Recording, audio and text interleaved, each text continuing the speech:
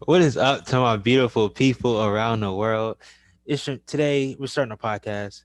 It's a sport podcast. You know, my name is Rodney, and I got my co-host. Rico, welcome back to another. Wait, The the first first episode, podcast? yep, Started. Welcome to the podcast. first Let's episode go. of the Rod&Reek Show. I already know how we rocking. And today we're gonna talk about a few things, like numerous things. What you want to talk about, Rico? First, let's talk about the NBA and draft that happened. We could go today, or we could go today with what you think about who you think is the biggest winner Of out of the the draft. Just the draft, not the off season, just the draft. Who you think yes, made the best pick for where they had their pick? I think I didn't like the pick initially, but I think the Wizards got a steal. Honestly, they really did get a steal with Denny. I mean, they got a top five talent at pick nine, but I never trust these European players. Yeah, I mean they should. I think they should start coming over to the G League. I feel like that wouldn't be that bad. Yeah, I mean, I feel like the G League's good, but we'll have to see how it works out this year. We got four top prospects in the G League with Jalen Green and also Isaiah Todd that will be coming out in the next year's draft. And I think they're really quality players that can make a difference. What team do you think is the biggest loser of the draft so far? Of the draft, the Yeah, Suns. The Suns made a terrible pick. They drafted Jalen Smith with the 10th overall pick. That's terrible. Jalen Smith is not a lottery talent. Jalen Smith is maybe end of first round talent, and they like picked him with a lottery pick. Come on, they come picked on. him at 10. He should be like a good 24. Let's not even talk about how they have DeAndre Ayton, Who's a number who's one a pick? rising center. He can stretch the floor unlike Jalen Smith. He can his defense is decent. He's an offensive center and a big dude who's better than Jalen Smith, and they already have a backup in Aaron Baines. So Yeah. they don't really need Oh, another center. I think Aaron Baines is. I don't know what team he went to, but I'm pretty sure he signed with a different team. Yeah, I'm talking about as of when they selected him. Yeah, Because when they selected him, he hadn't signed anywhere. yeah. But I think that the Knicks, like they're zero. Both of their picks make zero sense. Obi Toppin, decent player, decent player. Hyped him up. Real athletic, basic skill set. But Obi Toppin, power forward. You have Julius Randle, who you overpaid. I don't know how much. I don't know what his contract is, but overpaid. And then you have this no name from I don't even know what country, Leandro Bomaro. Like who is Leandro Barmolo? Adam Silver couldn't even say his name right. Like, and I remember they was here talking about other picks from Argentina, like other athletes from Argentina, like Messi and Ginobili. I'm like, you're gonna compare this unproven bum, to Messi and Ginobili because they're from the same country? You don't compare me to LeBron because I'm from America. I don't understand Obi Toppin. Like he's an athlete, but if you watch, he all he did was dunk the ball. Like if you every highlight they saw, he dunked the ball. He can dunk the ball off the dribble. He can dunk the ball in the fast break. I mean, his shooting is average. It's nothing special, and his athleticism is he does have great athleticism. I'll give you that. But as a four in the NBA right now, you need to be able to shoot the ball, defend, and Yeah, actually hold your own. And he is. I don't know if he could do that. His defensive IQ is also questionable. So I didn't have them as my biggest loser because everybody knows the Knicks can't draft. yeah, but I just and the same with the what is the team? The Hawks. I don't understand the reason for drafting Onyeka Okongwu because you just picked up Gallo, you have Onyeka, and you also have John Collins who can't play center. So does that mean John Collins is going to leave because you're not going to let what's his name go, Gallo, because he makes $20 million. So I'm trying to figure out what their plan is. I do think Onyeka was kind of like best available because I mean the next pick was Killian Hayes. I don't see Killian Hayes fitting on the Knicks because they have Trey Young, who's a good guard and The he's a Hawks. ball dominant. And Killian Hayes is not a, I mean he can shoot, but he's not a consistent enough shooter to be a two guard. Off the ball. So I don't understand that one. That makes sense. for the Hawks to pick Onyeka, but I mean they do have Capella and John Collins, Yeah, so I mean it makes the sense. the But team looks clogged. Like that's how I'm looking at it. The team looks very clogged. So you have your starting lineup. You got Trey Young, either maybe Cam Reddish, who DeAndre Hunter, who you can throw in there I'm gonna throw in Cam Reddish because at shooting. DeAndre Hunter is not an offensive threat at all. Okay, then small forward. We don't know if it's going to be who they're going to put there. We don't know if they're going to put Gallo or DeAndre Hunter. But I don't know why you pay us $20 million off the bench. And then you got the four. You have John Collins and you have Clint Capella. But why would you draft someone six and then not start them? Yeah, I mean I think they'll start Gallo over DeAndre Hunter because Gallo can stretch the floor and shoot, and that's everybody knows that's what the NBA is about right now. DeAndre Hunter can shoot the ball, but he's mainly known for defense, and everybody knows the NBA play defense. But I feel Gallo he can't play like he hasn't played small forward in years, and it's like fat stats show that he's better at power forward. I mean, but I mean, would you rather have? Would you rather have? You think he would be a better starter than John Collins at four? Would you rather have him on the floor with that team than John Collins, or no? I don't know because John Collins he was a pretty decent shooter this year from the three, and then he also is more athletic. Than he dunks, he catches oops, he can set hard screens. I don't know what the reason for the Gallo signing is for it. Like he's a good sign, I just don't see the fit. I the one thing I would say about the Hawks is they could be the next team to really go small ball. Get rid of Capella, trade Capella to somewhere else. They don't need him, or just release him. Trade him to the Knicks. The Knicks make dumb trades all the time. They'll take him. I That's, think they could move John Collins to the four because I mean to the five because he could set screens, or they could bring in Onyeka at oh the yeah, Onyeka at at the the five. five. Onyeka at Yeah, the five. Maybe even bring John Collins off the bench as the sixth man and put Gallo at the four and DeAndre at the three. yeah, and Gallo and John Collins play the same amount of minutes. Yeah, Because if that's probably what they would do future wise. Because John Collins is like his defense is trash, and I don't see it getting any better. Like not getting any better where he could start at center. but what do you think if you had to say one person that was a steal in the second round? Who would it be? I know you might say your boy Vernon Carey, but who does you think? Let me see. I'm looking at the second round right now. I think Tyler Bay was a pretty good pick for the Mavericks. Uh, Trey Jones, like him. Let's see who else. Kenyon Martin Jr. I think that he can be good. And then my Wizards, they got Cassius Winston, who if he just gets in shape, he could be a great piece off the bench. So I feel it might be. It's either the. I think I'm gonna go with the Hornets actually. Grant Riller, pretty good player. Yeah, and they did get Vernon Carey also, so they had a good second round. They did a good draft overall. I think.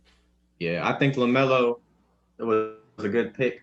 I would obviously rather had Anthony Edwards because Anthony Edwards is more of a knockdown shooter, as Lamelo shoots like he's playing in his backyard the entire game. So, but my steal of the draft would have to be Jemias Ramsey. A lot of people don't know about Jemias Ramsey. Went to Texas Tech, average around 15 points a game, but he did shoot 40% from three, and he's a 6'5" point guard. So I could see him coming off the bench and making a difference for the Kings, He like could. behind Buddy Hield and De'Aaron Fox, because De'Aaron Fox did sign that mega contract. What's Buddy Hield doesn't like Luke Walton, and Buddy Hield doesn't want to be there. So what team do you think he would be fit perfect for? Because he's overpaid. I think. Honestly, it's not because it's biased, but I think he should come to Houston.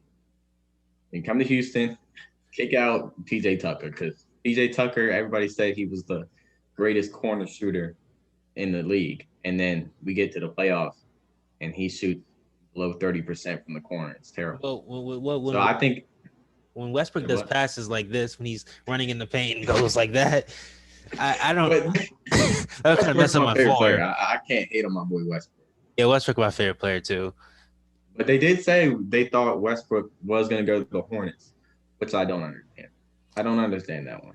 It doesn't make sense. What's his name? Let him take the reins today. I think LaMelo Ball. Put him in the right spot for everything, so he can develop as much as he needs to. And I do like Devontae Graham at the two guard because he has that sniper on. Yeah, he has that 2 guard talent, like offensively, but he's tiny. He's like 6'1". I And don't. he definitely was the most improved player this year. Don't know how he didn't get that one. Who Improved by won? over Brandon Who? Ingram. Oh yeah, Brandon But Ingram. I don't feel like he improved. He just got more opportunity. Like he didn't but get better. Devontae Graham went from averaging single digits to boosting to I think he's averaging around 17 points a game I think this season. it was like 4 points off the bench, and then it's like 17 to 20. Yeah. So he made the biggest difference Yeah, if you were to compare. But NBA biased on who they think is more popular. MVP doesn't even. Oh, half the awards don't matter. MVP changes the way they picked MVP changes every year. James Harden should have won it over Giannis. He should have But 4. He as arguably has 4. I think LeBron should if LeBron should have 10. But what about Westbrook? I think Westbrook averaging a triple double 2 seasons in a row, and he only won it once. Three he won seasons. 3 seasons in a row. But I think if you give him 2 out of the 3 at least. I feel the one was necessary. I feel James Harden was better season that year. And you just had to give it to him because he averaged a 30-point triple double. Yeah, I mean, but that season that he won the MVP, I don't think it was close. I honestly don't think it was close. I think Westbrook blew everybody out the water in the MVP, averaging a triple double and carrying a team that was supposed to. It was pretty bad, to Yeah, be honest. Like take Westbrook from the team, and the team. yeah. But then he also averaging 30 points. So that's the big But thing. don't forget about not last season, but the season before that, when he did have the best playoff player of all time, Paul George, on the team. No, no, no, Paul George, he can hit the side of the backboard on demand. no, bro. That's why the Clippers are the worst. They're the biggest losers of the entire free agency so far. They picked up. Let me go through my notes real quick. They picked up Ibaka, Luke Kennard, and then they re-signed Marcus Morris. And they lost Montrezl Harrell. They lost Right? Montrezl Harrell. They lost Landry Shamet. They they really didn't win anything. They had a decent pick. They had decent things, but decent signings. But then you're not competing when you have no offensive system. Everybody's like, bet I catching the ball, ISO. Just like that's what Marcus Morris does every single time. ISO. He doesn't know the offensive system is. The whole team doesn't. Like there's no point guard that can run the offense. It's just pass, pass. 7 seconds left on the clock. But do you I honestly don't think they did. They improved. I don't think Serge Ibaka is that much better than Montrezl Harrell because they both can't shoot to save their life. Oh, Neither of them can shoot. Ibaka's like 36%. I mean, I'm saying is he a dominant threat from the mid range? He's a dominant threat, but from three, I'm gonna leave him open. Yeah, I'm not gonna leave, I'm not gonna like stand in the paint, but I'll give him 3 feet. not like Ben Simmons. Yeah. Ben Simmons, you can go take a seat on the bench. Yeah, you just blow some air his way. He's missing it. Well, he won't even take it honestly. He'd rather take a travel than shoot. Yeah. He catch the ball, he'd be like, shoot, Ben. He run to the paint, You travel. you think that they should trade Simmons or Embiid? You think one of them needs to go? With the new things that they did, I don't think so. But I read an article talking about I think it was one of the articles on Bleacher Report. I don't know, but he was talking about maybe trade Embiid and make sure what's his name gets better shooting, and put Ben Simmons at the 5 and surround him by a bunch of shooters. But honestly, I think it's way harder to get better at shooting. Like I would trade. If anything, I would trade Simmons over Embiid because I think Embiid's the more valuable piece. If Embiid can get in shape, he can be the most dominant player in the NBA with his post moves, and also he can spread the floor. He shoots too much. Like he shoots. I'm glad that he shoots, unlike his teammate. But the coach or someone needs to just tell him, "Hey, bro, nobody can guard you. sit on the block, do the spin move, do the hook shot, do the hop step travel, do the euro, you're going to get buckets, and then you're gonna foul somebody out, and you're gonna make free throws too. You could be shooting like James Harden, and I don't know, maybe I don't know if he could do this, but maybe average 25 to 30 points. I mean, I think he could average 25. The it just be the fact is if he's conditioned or not. That's the Yeah. simple fact. It's every year he's not in shape. Who do If you he could be in shape, he would be. I'd give him honestly. I'd give him a top 7 player in the league. top seven? Top 7 behind Harden, LeBron, Giannis. All, all everybody knows is the top. Everybody knows top 5. Yeah. AD, on Giannis, Kawhi, Steph, KD, Harden. That's like 6. But who do you think the biggest loser of the offseason was? Like the entire offseason so far? The entire off season. I mean, really, I think it'd have to be the Clippers did nothing. They really didn't do anything to improve their team. They brought back half the team. One person they lost, they replaced it with the same exact person. Luke Kennard's better than Shaman, I think. I mean, Shaman, but did you see Shaman did go off a couple of times? Because But my boy Jimmy Butler gave him his own interview because no reporters were asking. That was a pretty good one. he's also he's a liability to the team, like defensively, which is why he didn't get any PT in the playoffs. He's also a streaky shooter. But one pickup I actually one thing I will say about last thing I'll say about the 76ers, because they are my winners of the offseason, is they did what everybody thought they couldn't do and knew they needed to do was get rid of Al. I don't Oh know why yeah, he's getting paid $81 million. robbery. Yeah, but I'm trying to figure out what I mean. The Thunder did almost everything they could have done right except pick up Al. I think they picked up Al Horford just for the fact so they could they he doesn't care. He wants the team to be bad. And he's gonna run Al Horford at power forward because Al Horford can't run his power forward. He wants the team to be worse so they can get number 1 pick next year and get Cade Cunningham.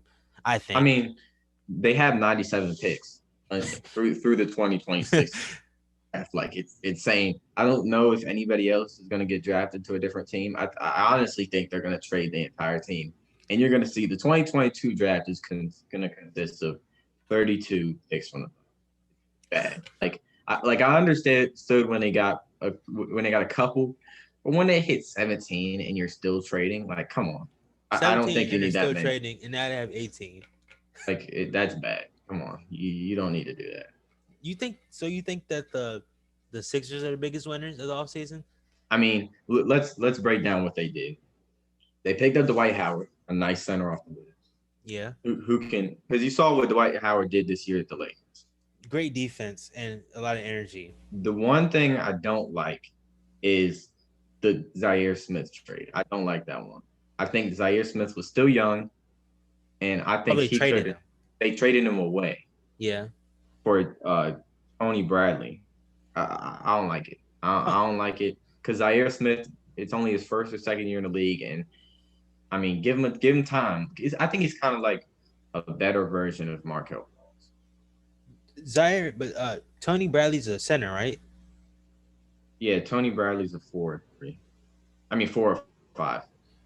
Yeah, that I feel like when they signed, what's his name? When they signed Al Horford, that was a bad signing. Like, I was like, okay, who's Al Horford is going to guard? He's not guarding any power forwards. Like, he's not guarding AD. He's getting cooked. He's not guarding, say, a fast power forward like Jeremy Grant. He's not. Yeah, Jeremy Grant did get a big deal though. I did see that one. He got a big deal. Yeah. But the other thing I do like about the 76ers is they picked up shooters. They picked up Danny Green. They picked up Terrence Ferguson is not as much of a shooter, but he's an athlete. He's kind of like a better version of Derrick Jones Jr. I don't know why Derrick Jones Jr. just got paid so much coming off Yeah. the bench. But And then they did somebody you probably don't know, Ryan Brockhoff. You probably never heard of him. Ryan who? Brockhoff. You don't know who it is. Oh, But he's played like 40 games, 60 games. in his past. Yeah. But he shot 40% from three, which is great. Yeah, that's I good. think if you can get him shots, he'll make them. He's not somebody that you want to give the ball in a starting position, of course. Yeah. Off the bench, maybe like middle second quarter when you're trying to rest him for the end of the half, for the start to come back in the end of the half. I think throw him in there with a couple other young players. And if they're making a play and there's a help defense, I think you can kick it to him and almost guarantee He'll it. get a bucket. Yeah. Yeah, I agree with that. If he's out here shooting 40%, that's great because they really needed shooters. Because I was just like blow the whole thing up if you got these three almost 7-footers on the team, and like talk meaning Ben Simmons, Embiid, and Al Horford, which like man, that wouldn't work. But I personally think that the biggest winners of the offseason was the Lakers. My Lakers, City Angels. You know they. Bandwagon. No. Oh no. This is from the 80s.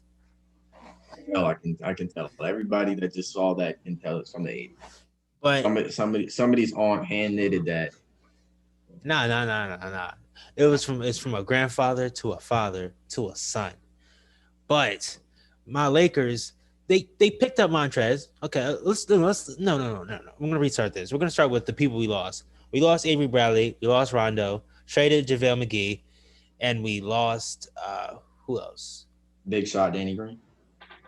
Traded him, and we lost Avery Bradley, Rondo, Danny Green, JaVale, and Dwight Howard. 5 people. Okay, we signed Montrez for a baby deal. I think it's like not 9 million. I think we re-signed KCP, Kentavious Caldwell-Pope, who proved himself. 3 years, $40 million, or two. How many? It's $40 million. It was 3 years. 3 years, 40 million. 3 years, 40 mil. He proved himself. He proves his worth this championship run. Then we traded for Schroeder, a better version of Rondo, the actual 6-man.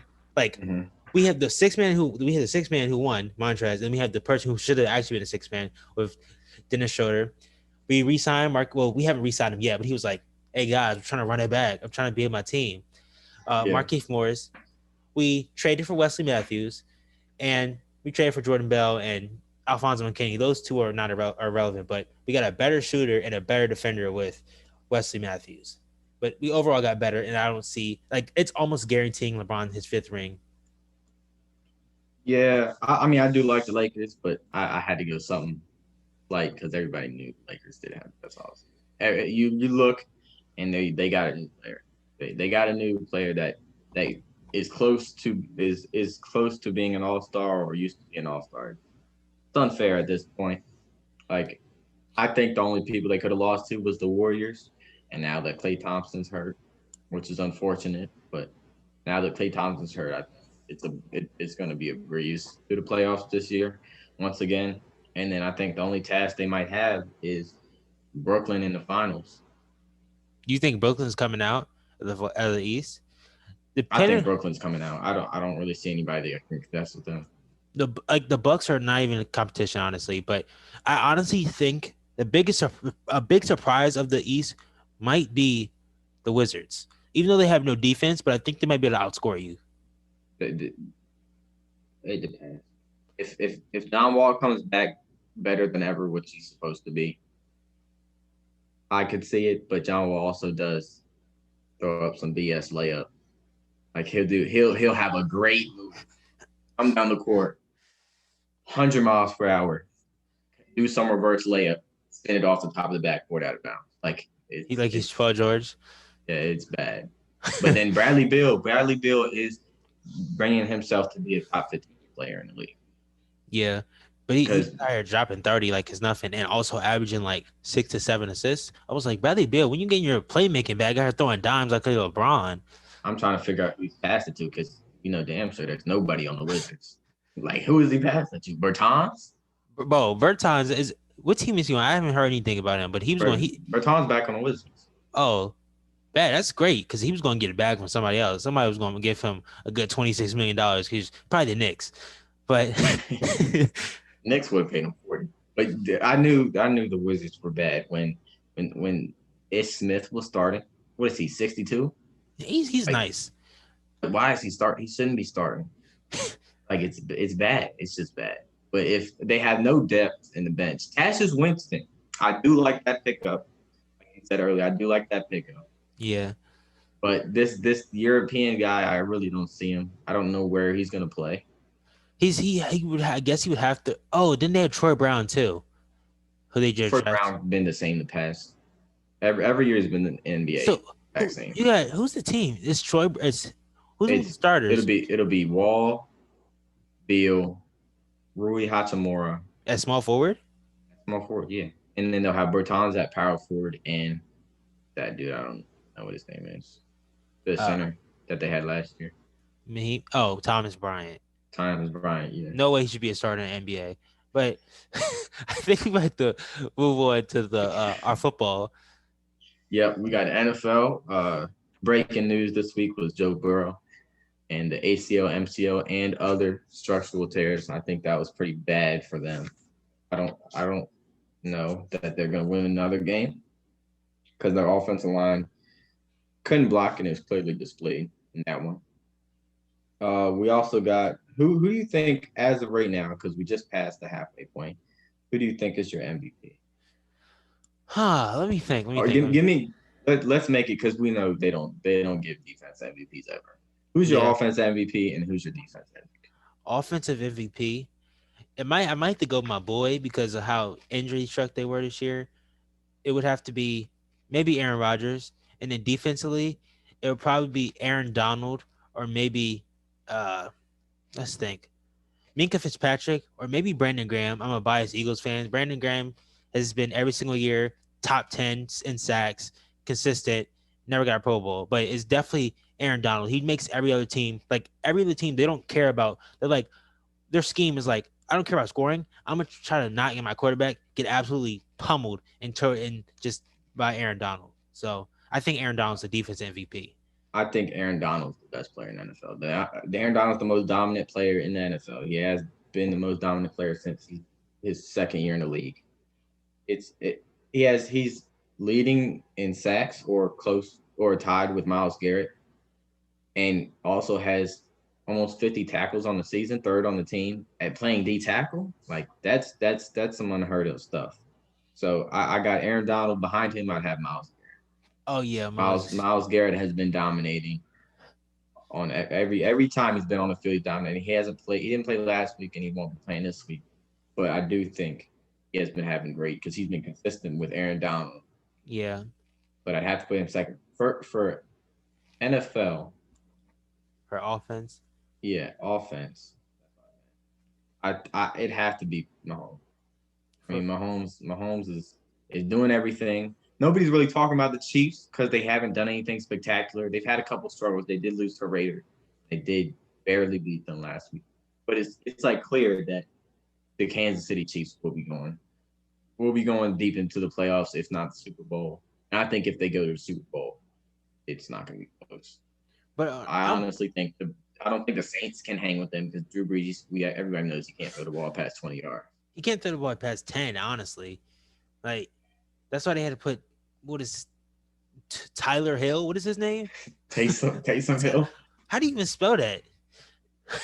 But they had to Hey, put him in. I will say, the one great thing about Taysom Hill is if you had him on your fantasy team and he was starting at quarterback last week, you could play him at tight end. That's like 20 points. Play him at tight end on a fantasy team. That's pretty good. But I've watched a few since I'm down here in Florida now. I've watched a few. I've watched like four Chiefs games. None of them impressed me. I'm like none of them. I'm like, dang, y'all good. When they lost to the Raiders the first time, I was like, the Raiders played a good game. When they almost lost to the Chargers, I was like, it's not that it's not that Patrick Mahomes is this guy. Teams are scared. They don't try. Like once as you give them time, you're like, oh man, we already know he's going to score. So we should just let him score. But I feel like they're not playing dominant enough. If they're this great team, they're not dominating everybody like they should be. Do you have like somebody you think is what is your surprise team this year? Surprised. Don't say that. And the Steelers are off the table. Steelers are the worst 10-0 team of all time.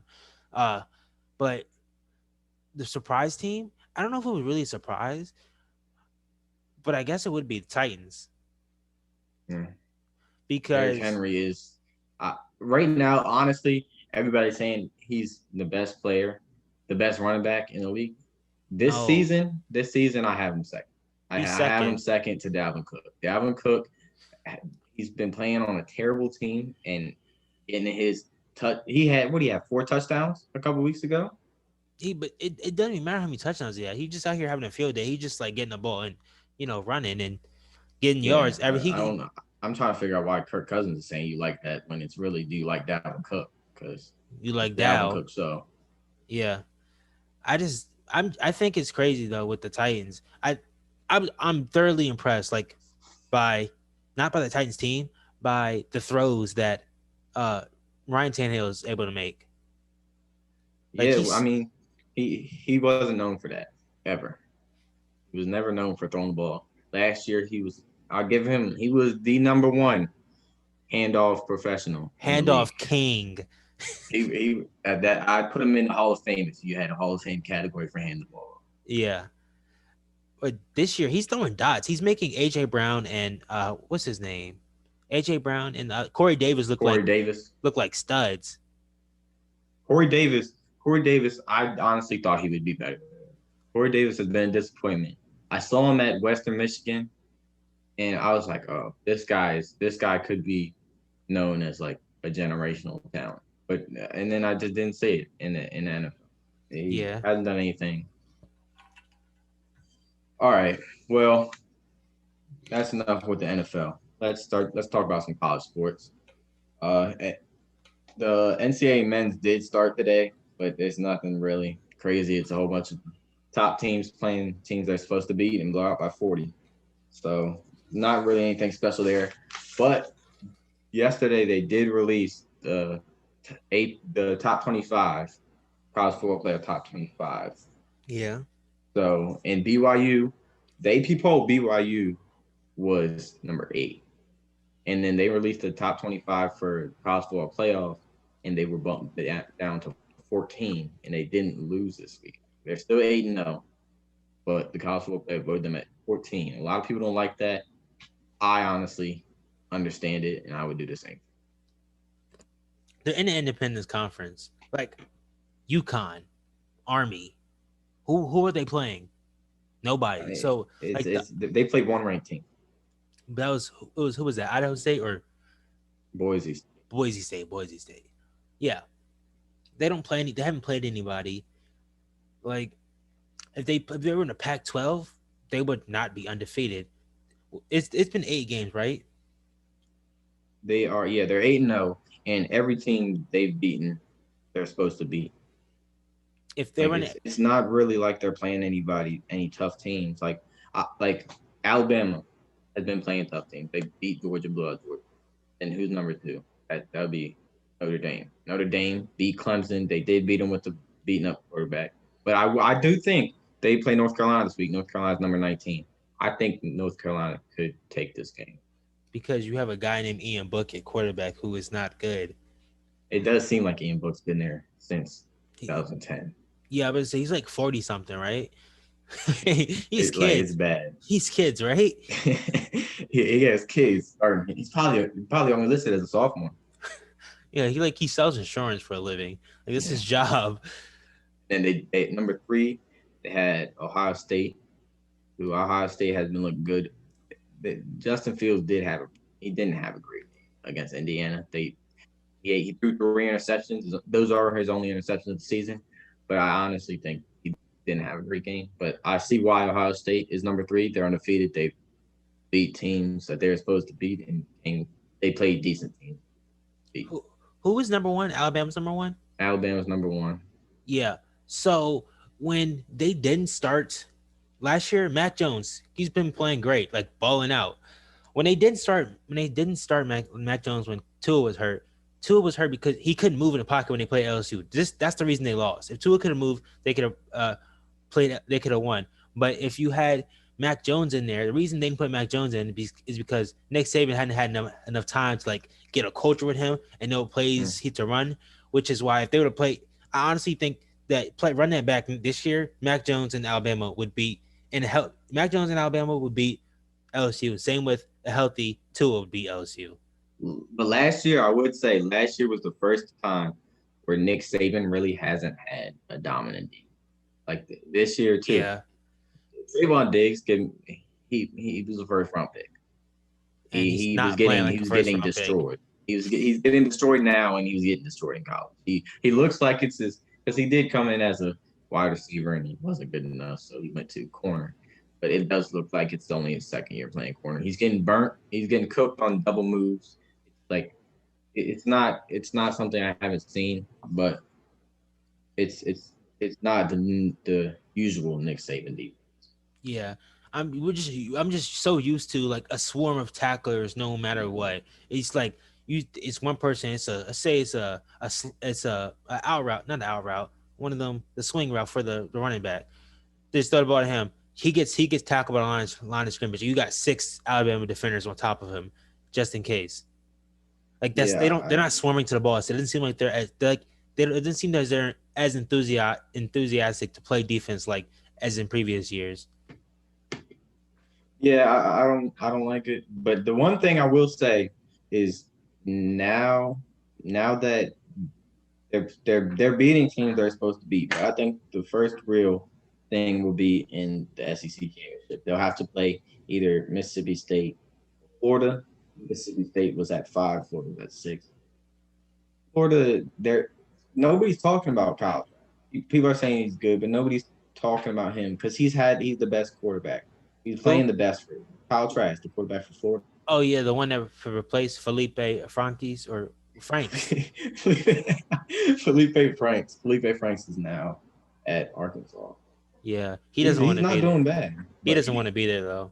Like you Kyle just Trask. tell it Kyle Trask is the best quarterback right now in the SEC. Behind Trevor Lawrence. He's the best quarterback in the SEC. SEC, bro. I don't care what anyone says. Your boy Trevor Lawrence is the most overrated player in college football. Like he's great, but y'all are acting as if they only like him because he's like 6'5" and big. He has not played like he be throwing picks. He's not played great this season. He has not, which is why he will not win the Heisman. I mean, I feel like it's going to be. I feel like who should win the Heisman is Najee. Najee Harris is the best running back since Saquon Barkley in NCAA. That's not too long ago, but that's still a significant time. I don't know why he didn't come out last year, but Najee Harris is running. Yeah. Najee Harris. I'm just like, wow. He looks like he's playing with high schoolers. He looks like Derrick Henry in high school. He just like breaks tackles and just looks like a man amongst boys. Yeah, he never looks like he's running 100%. That's the one thing I will say. He never looks like you know how Derrick Henry looks like his arms are pumping like he's running. Najee Harris looks like he's jogging. He looks like Alvin Kamara when Alvin Kamara jogs. Yeah. Do you think that who do you think is going? You think Oregon has a chance? Because I'm an Oregon fan. You know that, right? You think Oregon has a chance to make the college football playoff? No, not a chance at all. End of the story. No, I don't know about the quarterback play. It was okay, but they're not. They should have blown out UCLA. They didn't. It was a 3-point game. They should have blown out, but they don't look like a college football player. Like last year, if they hadn't lost to Arizona State, I honestly think they could have been a college football playoff team. I wouldn't say they'd win. I think the only team they could beat is Oklahoma, maybe. But I will tell you a story real quick. Last year, Rodney was like, "Oh, Oregon's going to make the college football playoff. We're going to do it. We're going to beat Arizona State." I checked the score. It's the fourth quarter. I said it was the third quarter. Oregon was up. Fourth quarter, Justin Herbert quits. I guess he just didn't want to be in the playoffs. They lose the game. I get a text. It pops on my phone. Rodney Harrison. I'm a Toledo fan now. He just completely dropped Oregon to be a Toledo fan because they lost. Because the first game of the season they lost Auburn. I was like, defense. You guys sold that one. You should have played better defense. I wasn't that mad. I was like, Bo Nix, he played great. He came back. He started sucking again. He played great. Then we lose to Arizona State with Herm Edwards and skinny bobblehead quarterback. I couldn't do it anymore. Just like Justin Herbert, I did not like him. I did not like him, even though it was my team. Didn't like him. I'm like, he sits in the pocket. He sits in the pocket. Boom, boom, boom. Makes a good read, and then throws the ball 30 yards over the receiver's head. Like he has no arm control. The ball, he only knows how to run. He only knows how to throw one route. That's a post, and like I I didn't will like him. say, I'll give you this. My bold prediction for college football of the year. You know what time it is. Bold prediction of the day. Got to put on the glasses. In the Big Ten championship, Ohio State will lose to Indiana. Indiana will beat Ohio State by defense. You put the sunglasses on so people I had better to notice you. because everybody's thinking. I know people. There's Ohio State fans everywhere. They might come after me, so I gotta get in You gotta disguise. hide. But this is my low key pick. I'm not saying Indiana is gonna make the college football playoff, but I'm saying Ohio State will lose the Big Ten championship. We're not gonna talk about my team. What team is that? I think you turn the W upside I'm down actually and a Nationals fan. turn the I'm a W upside. Nationals fan. You make it an M. It's a M, a yellow M with blue Hey, around just it. think about this. Just think about this. Michigan, right? One and four, one We and three. start 2 and 3. Oh, We beat Minnesota, and we also beat Rutgers. Don't play with us. Rut, And we're about to take off one of the best teams in the Rutgers, big. We're about to Rutgers. beat one of the best teams in the Big Ten. Who? Penn State. I mean, Penn they might State's be on 5 this season, but they're just not think, good. just think. This is Last year they weren't 0-5. Guess So what year it is? Guess what year it is this year? It's but this when year. we go into that, it should be counted as we're playing the last year team. It shouldn't be counted like we're playing the 0-5. They Clifford is still, the in quarterback. You have a my big eyes, red dog taking snaps from the center. okay. In my eyes, Saquon Barkley's still the running back, and if we beat him, we just beat Saquon Barkley. Take these We're not glasses off. playing we're not playing a 0-5 team. We're playing the best team. The 2017 Penn State Nittany Lions. That's who y'all playing. Yeah. But what do you think about the upcoming Vasi card this Saturday? Ooh, that is what I like to talk about. All right, this Saturday. Let's save this Saturday. Let's talk about the December 5th fight of Errol Spence Jr. versus Danny Garcia. I'm taking the SAT that day. Me too. Errol Yeah. Spence Jr., but our viewers do not care about that. I will tell you that. They don't care about us taking the SAT rate. Yeah. Errol Spence Jr. did just get off that car crash 11 months ago. That was a nasty one, but he didn't have any structural damage, like he had no broken bones or torn ligaments. He just had his face was nicked up. Maybe some whiplash. Yeah, it was. Yeah, I mean, it was a bad accident. They said he didn't start actually sparring again until September. Oh man, so he's still recovering. He's still recovering, but I watched the media day, his workout. Yeah, he looks sharp. Yeah, if I had to say, I agree with this trainer. I think he looks the best he has since he first started boxing.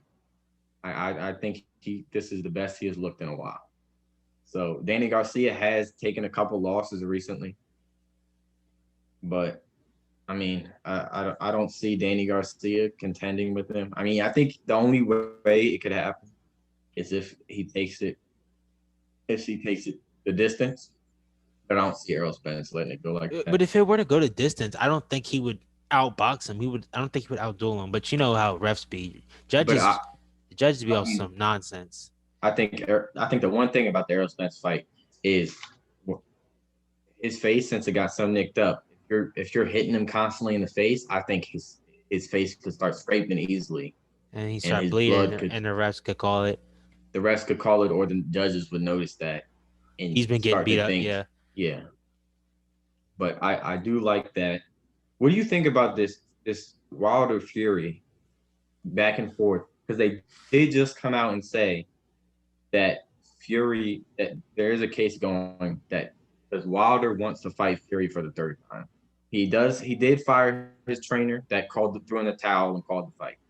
But he wants Wilder Fury 3. Fury's team is just all over the place. Like they came out and said Wilder was running from him for the third fight, that he didn't want the smoke. What didn't at the fight? He was like, "I want my third fight." Yeah, but listen to this. He's running from Recently, him. they came out and said, "We don't want Wilder. We want Joshua." So it contradicts the entire first statement. So they're all over the place. Then you got the cheating scandal on top of it. With You the guys can, wrist um, out. yeah, your own decisions on that one. But I I mean, think I want to see fight. What about you? he wants the Joshua fight because he knows he can win it and he wants a payday. He knows he's gonna whoop. He's gonna whoop Joshua. He's just gonna be piecing him up, doing all this, doing his little jump moves and that big bald head stuff he likes to do. And I feel like he wants the payday for that one.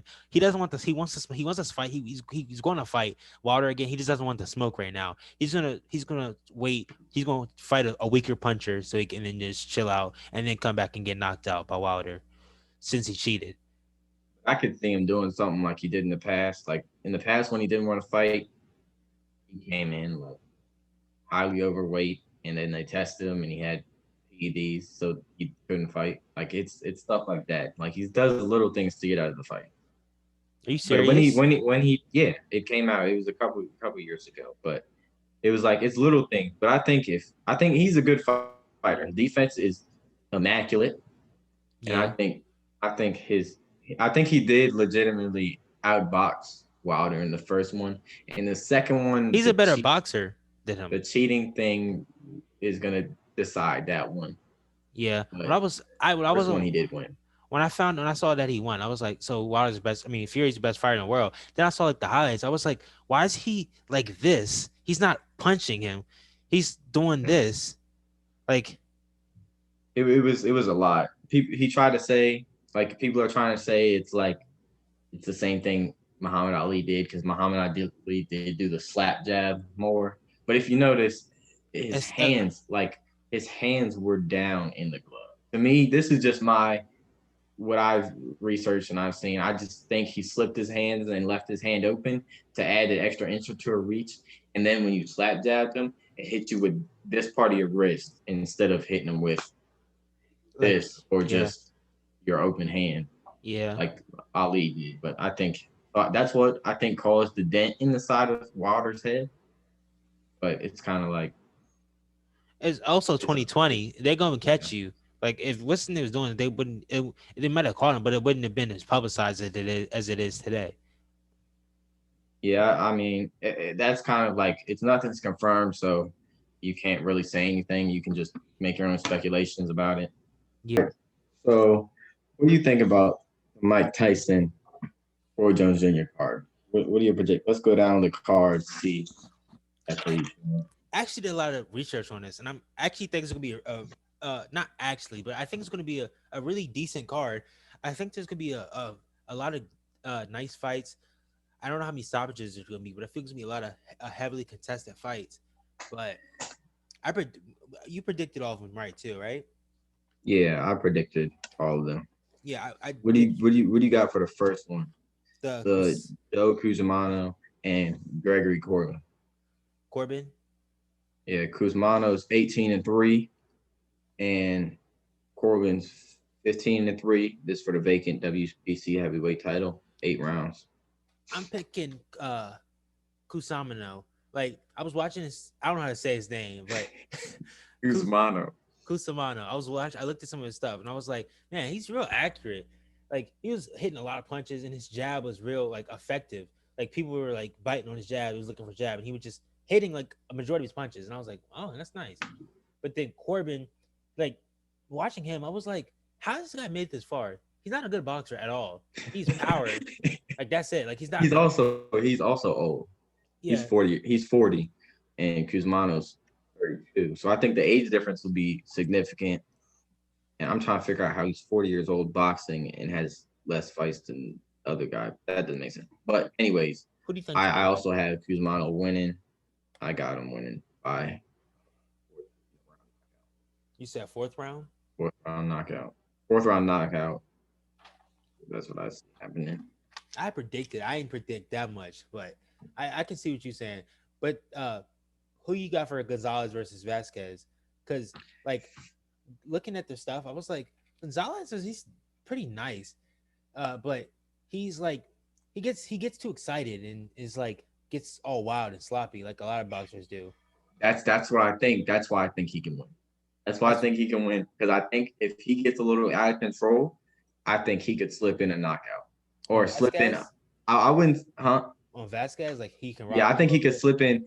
I think he could slip in like one that gets him stumbling, and then throw a couple wild shots in there, and maybe get a stoppage. Yeah, I can't see a knockout really, but I could see a stoppage. watching, looking at both of their stuff, I was like, man, Vasquez, homeboy out here looking nice. Like his defense, he be running all over the place, not getting hit, dodging. Like his head movement, he was great. He watching the stuff, I was like, I think this could be one of the better fights. He like his head movement was great, and he wasn't getting hit a lot. I was like, wow, that's nice. He's good.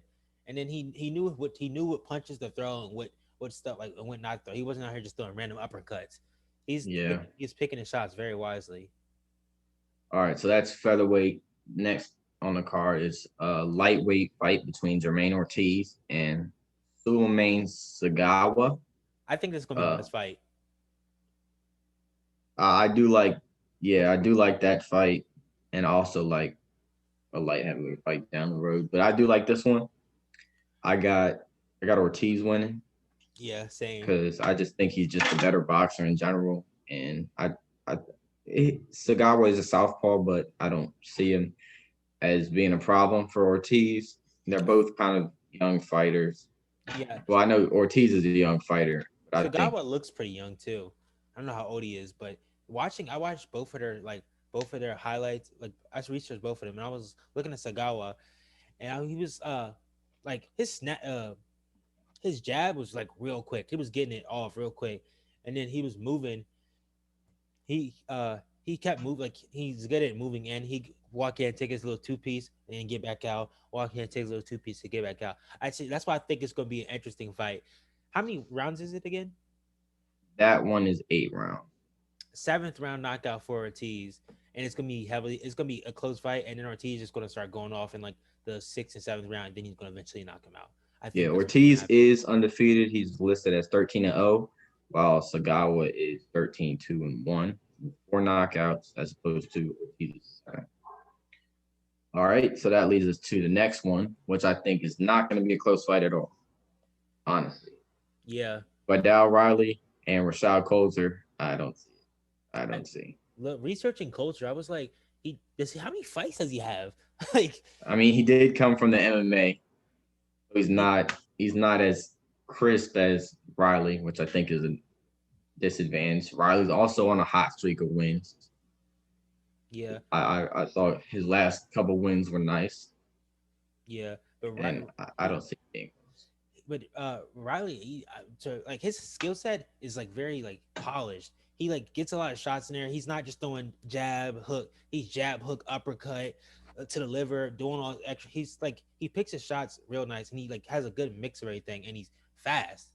So I feel that's Coulter. When he was fighting, Coulter got knocked out way too much in the MMA. In yeah, MMA, I think it's because I he was think he had fighting at 5 losses. I think it's because he's fighting a heavyweight. Right now, he's fighting at cruiserweight was 200 pounds. When he was fighting heavyweight, he was like 230 maybe. Yeah, so I don't trust his chin. So I got Riley with the second round knockout. Second round, it was only why Second is it only round. four? Why is it only 4 rounds? Why is this one so short I don't know. None of these are 12 rounds. or even It's 10? weird. Yeah, Yeah. Who do you think for Badu Jack versus Blake Mac? I don't know how to say his name. McKernan. McKernan. I got Badu Jack. He's a little bit older than him. He's taken some losses in his career.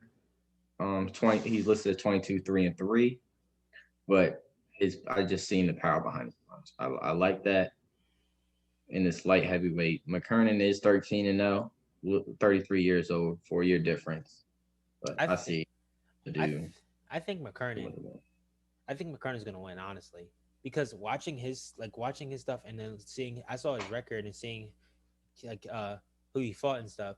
I didn't only if you knew like a few of the names, but seeing how he fought, he'd be out here boom boom, and then he come out with the right hand. Right hand was deadly, and I was like, man, he out here looking like, nah, I can't say that, but I would say Wilder, but he not looking like Wilder. But I say his right hand is nice, but dude Jack's defense is weak, Yeah, he did. He does. He and he does stay have over here like this.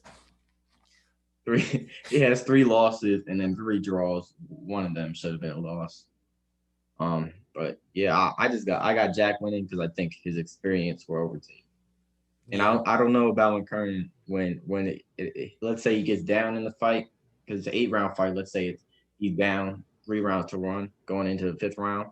yeah, I don't know how he could mount a come back. comeback really. Yeah, So that's what I got for that one. All right, now we're at the big fights. We got we got your boy Nate Robinson and Jake Paul fighting as light heavyweight. I feel it's gonna be a great fight. One of the I think it might be the best one on the card, honestly, because I don't know what's gonna happen. What do you think? Uh, Jake Paul, I did like his last fight. I liked his last fight, even though he hasn't really fought a real boxer. I'm not saying Nate Robinson is a real boxer, but I'm saying Nate Robinson is better than who's he's fighting in the past. Just athleticism. I watched Nate Robinson's frame for the fight, and he looks like he could be a great.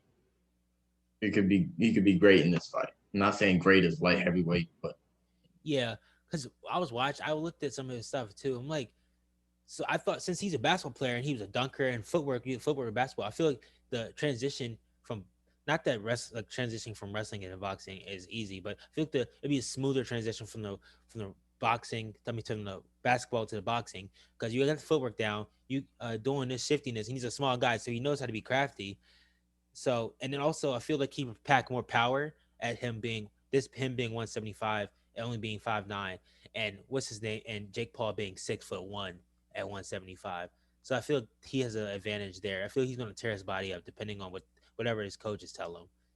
yeah. And I didn't really Jake Paul when I watched him, he didn't have that. Like his skill set, like he was physically like ready for the fight, but like his skill set wasn't like he barely put any combinations together.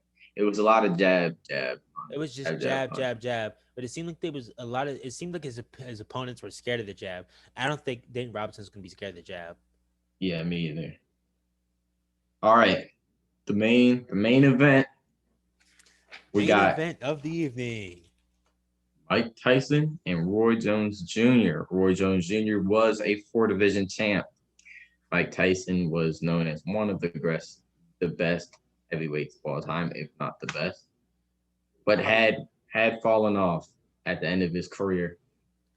He Fi- is 50 and 6, 44 knockouts.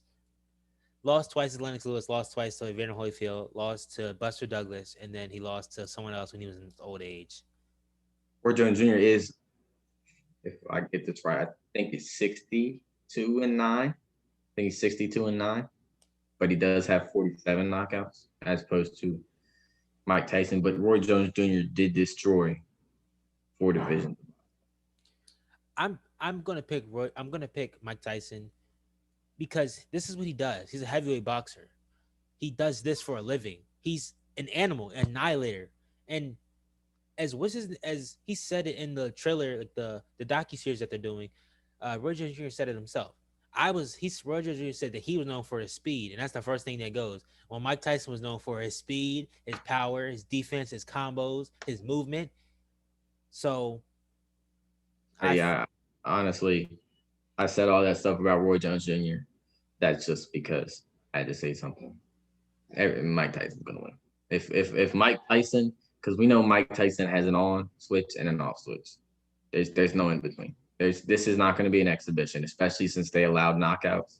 They changed the rules to knockouts. It's not going to be good. Mike Tyson is going to destroy him. I'm trying to figure out. I don't like. I was thinking maybe they're gonna push it to 4 rounds just like so people can be happy with that. But I'm like, it's Mike Tyson, and you can't tell him what to do. He's gonna No, go out there and perform no matter what. He's gonna go out there and bink, bink, bink. whoever is in his way and get the knockout. You know how like when people in the boxing ring they're hearing their combinations from their corner. Yeah, Mike Tyson doesn't hear it. Mike Tyson locks in, realizes what he needs to do, and goes and whoops the person. He yeah. doesn't listen to his team. He just fights. Like he'll listen to them all training camp. Once you get in the ring, he's locked in and his It's ears him are and the other closed. fighter. Yeah, there's nobody else. So honestly, I don't see Mike Tyson as taking his foot off the gas pedal. So I don't think so. What round? What round? I mean, if you want it, let's say it's a competition because I didn't see like I watched Roy Jones Jr., but I didn't see anything that could end with it. So I could see Mike Tyson first round. Oh, I was saying second I'd round. say like 2 minutes, like 2 minutes. Second round liver shot. I don't think he's gonna knock him out in the head. I think he's gonna get him in the body, and then he's gonna be like, "Oh my god!" I think that's I what's mean, gonna happen. I can see him getting as soon as he gets Roy Jones Jr. to duck his head, that right The uppercut is gonna uppercut destroy him. is gonna knock him on his butt. So I don't really see him coming back after getting destroyed by Mike Tyson. Dude, That's my prediction. What do you think? I'm thinking Mike Tyson second prediction, liver shot. Yeah, I could see that too because he did have the weave, the roll, and then the jab right to the liver shot or the hook. Yeah, It was bad. I That feel was like that was nasty. I feel like Roy Jones is gonna come out looking nice, like the first like 2 minutes. Like first 2 minutes he's looking nice, and then Mike Tyson's just like bets. It just turns on the gear and is just like not missing any punches and not getting hit. I mean, I don't see Mike Tyson ever like if you watch Mike Tyson, there's no time where he was really sitting on his back. Yeah, he Like was. like in his He walks prime. out there. He walks out there. I'm going to knock you out. Yeah, and he said some stuff. Said stuff that we can't say. Yeah. But just know that it's loudmouth. you, you got anything else to say? Um, nothing really. Well, nope, nothing really. I think that's it. That's it Well, for the podcast. You want to close it? yeah. Fly Eagles fly. Lakers 18th championship. No. But this was the first installment of the Rod and Reek Show, and thank you guys for watching. And peace. Peace.